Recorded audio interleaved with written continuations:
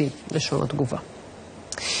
במשטרה מנסים להתמודד עם תופעה גוברת של צעירים שמתקינים שיפורים במכוניות שלהם, בניסיון לדמות אותן למכוניות מרוץ. זה נעשה בניגוד להוראות היצרן ומשרד הרישוי, והתוצאה לעתים קרובה מסוכנת.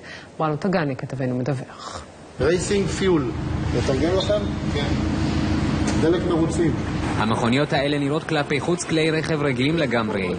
אבל בפועל מדובר במכוניות שעברו שיפורים כדי להסב אותן למכוניות מרוץ של ממש, אף שמדובר בעבירה לחוק. כל הדברים האלה הם תוספות, גם הצנרת, גם היחידה הזאת, גם הצנרת הזאת. משמעות היא שקודם כל מערכת הבלמים לא מתאימה להספק הזה.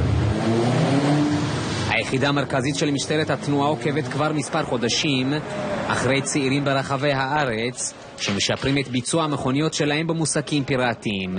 כל זה נעשה כמובן בניגוד להוראות היצרן ומשרד הרישוי. לא שיפרת את המנוע, טורבו.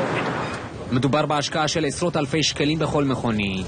והצעירים שעושים את זה לא חוסכים שום אגורה, העיקר שהרכב שלהם יהיה הכי משופר והכי נוצץ. לא אכפת להם שהם עולים בהן על הכביש. מדובר בסכנה של ממש לציבור. אנחנו קוראים למכוניות האלה מהן פצצות מתקתקות, כן? נוסעים על הכביש בצורה רגילה, וכל רגע עלולים לפגוע בכל מי שנמצא מסביבם. נשמעתי לבקשת הלקוח להיות עדין. בעדין הגעתי ל-180.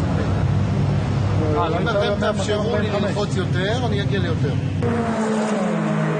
ובפועל כך נראה מרוץ המכוניות האלה ששופרו במוסקים פיראטיים, כפי שתועדו על ידי המשטרה ונחשפו כאן לפני כמה חודשים. לא מעט פעמים המרוץ המסוכן הזה מסתיים באסון. בשעה 8:30 לבית משפט פתח. זה הטופס של ההורדה מהכביש. במשטרה אומרים שמאות מכוניות מסוכנות כאלה מסתובבות בכבישי הארץ.